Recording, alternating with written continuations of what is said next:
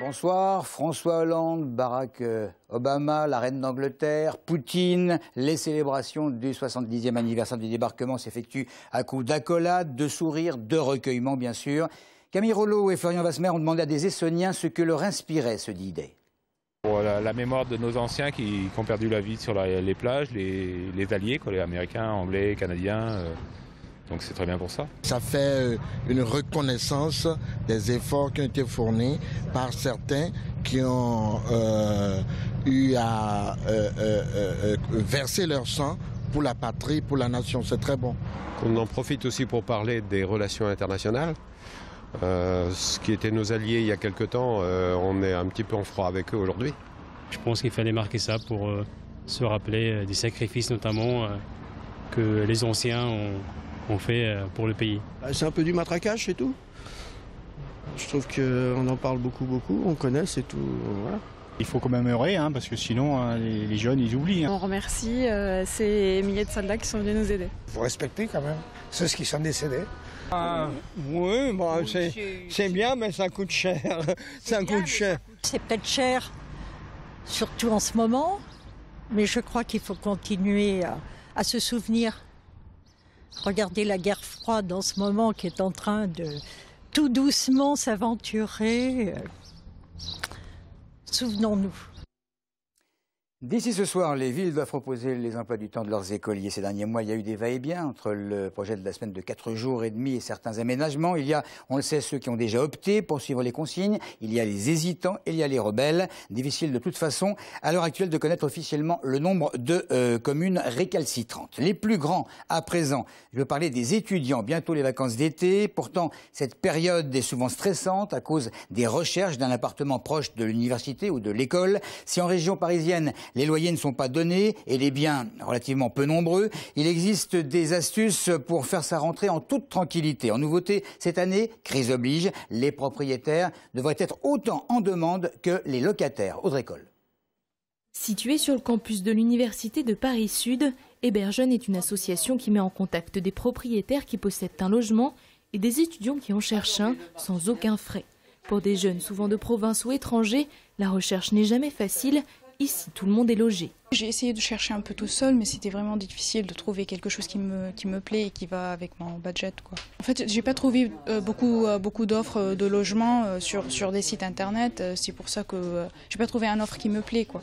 Les étudiants ont beaucoup de difficultés à trouver un logement parce que nous manquons de logement étudiant. Donc la seule possibilité, c'est d'avoir un circuit extérieur. Ce circuit extérieur, c'est ce que nous avons actuellement. À Héberjeunes, une nouvelle tendance apparaît. Les propriétaires aussi ont un réel besoin de louer pour s'offrir des revenus supplémentaires. Un constat identique pour l'association Ensemble de Générations. Des seniors accueillent chez eux des étudiants contre services ou petits loyers. Ça répond à un double besoin qu'on retrouve un petit peu partout, c'est-à-dire la difficulté pour les jeunes de trouver un logement. Et puis, on voit avec la crise que les personnes souhaitent rester à leur domicile, mais ont de plus en plus de difficultés avec des petites retraites ou les parents ou les enfants qu'il faut aider financièrement. Donc ça peut être un petit coup de pouce. Pour les 35 000 étudiants essonniens, c'est maintenant qu'il faut se pencher sur les dossiers d'appartements pour la rentrée. Si les résidences universitaires trop peu nombreuses sont rarement accessibles, il existe d'autres solutions pour marcher. On passe à la prestation de serment des postiers, un acte qui daterait du Moyen-Âge. Si l'on en croit la Poste, à l'époque, les messagers, s'ils fautaient, risquaient au mieux le bannissement, voire la pendaison. Cette tradition, elle a perduré jusqu'à nos jours. Ce matin, à Vissou, 13 nouveaux salariés de la Poste embauchés en emploi d'avenir ont prêté serment en présence de leur père et exceptionnellement du préfet de l'Essonne, Maxime Lemaine.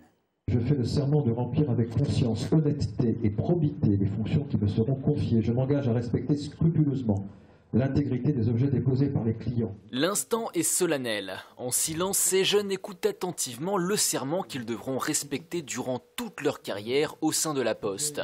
Secret professionnel, honnêteté ou encore respect de l'intérêt des clients sont à la base du métier de facteur. Ce serment, Richard Zrendeck s'en rappelle bien pour l'avoir prêté il y a un peu plus de 30 ans. Je l'ai prêté moi-même devant un juge d'instruction. Et pour la petite anecdote, on avait intérêt d'arriver à l'heure, parce que si on avait un peu de retard, on revenait 15 jours après. Voilà, donc c'était déjà quelque chose d'assez solennel et d'assez de très très sérieux. Les nouvelles recrues du jour sont toutes des emplois d'avenir, comme Mohamed. Après un passage par l'armée, il est entré à l'école de la deuxième chance avant d'intégrer le dispositif des emplois d'avenir via une mission locale. Son quotidien depuis février, la distribution du courrier sur Évry et ses environs. Le contact avec la clientèle, le fait d'être dehors, libre, de servir, c'est vraiment ça moi qui me plaît. Voilà, après moi je souhaiterais faire ma vie à la poste, quoi. Pouvoir évoluer peut-être en tant que chef d'équipe et puis en tant qu'encadrant courrier. C'est tout ce que je souhaite. Comme tous les jeunes embauchés en emploi d'avenir à la Poste, Mohamed suit une formation diplômante grâce à laquelle son contrat pourra évoluer en CDI. En Ile-de-France, la Poste s'est engagée à recruter 1000 emplois d'avenir avant la fin de l'année. Sans transition, le sport a commencé par le foot. Rendez-vous demain à 17 h au stade Robert Baumann de Bondoufle pour la finale de la Coupe de l'Essonne. Un match au sommet qui va opposer Évry Club de CVA 2 à Veldeuyer Crone qui évolue en DSR. Une rencontre qui va permettre à l'ensemble du football essonien de rendre hommage au jeune Désir Mboussa, joueur du FC Évry qui était décédé récemment sur un terrain. D'autres finales sont prévues dès 9 h au stade de Bondoufle. En championnat de France élite de baseball, maintenant les Lions de Savigny-sur-Orge vont affronter l'équipe de Chartres dimanche à 11 h puis à 14 h, une rencontre qui doit permettre aux Essoniens de relancer leur saison au plus haut niveau. Et puis l'autre événement sportif du week-end, c'est la finale évidemment du championnat fédéral 1 de rugby, une grande finale disputée à Libourne en Gironde entre Massy et Montauban, une rencontre afin de délivrer le bouclier de champion de France de fédéral 1 entre deux équipes qui ont gagné leur billet pour le championnat de Pro D2 la saison prochaine. Ce match, il sera retransmis en direct sur Eurosport à 20 h 30 demain. Enfin, ne pas oublier les 30 ans du plan. C'est à Rissorangis, programmation exceptionnelle pour célébrer cet anniversaire. Ce soir, les Fleshtones, 3 jours de live jusque dimanche dans la nuit.